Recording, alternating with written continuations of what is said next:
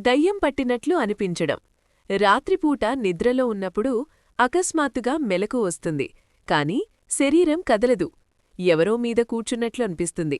దీన్ని చాలామంది దెయ్యం అనుకుంటారు. రియాలిటీకి దీన్ని స్లీప్ పెరాలిసిస్ అంటారు. మీ మెదడు మేల్కుంటుంది, కాని మీ కండరాలు ఇంకా నిద్రలోనే ఉంటాయి. ఈ గ్యాప్లో మెదడు సృష్టించే భ్రమలే ఆ భయంకరమైన ఆకారాలు. Fact number 2. వర్షం పడితే మట్టి నుండి వచ్చే వాసన ఏమిటి?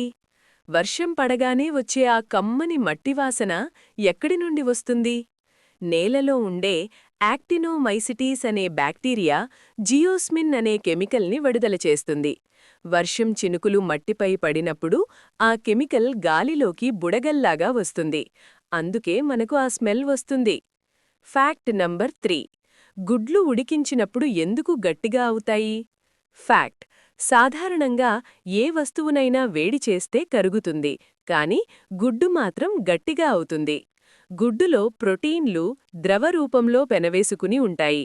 వేడి చేసినప్పుడు ఆ ప్రోటీన్ గొలుసులు విడిపోయి ఒకదానితో ఒకటి స్ట్రాంగ్గా అతుక్కుంటాయి. దీనివల్ల గుడ్డు గట్టిపడుతుంది.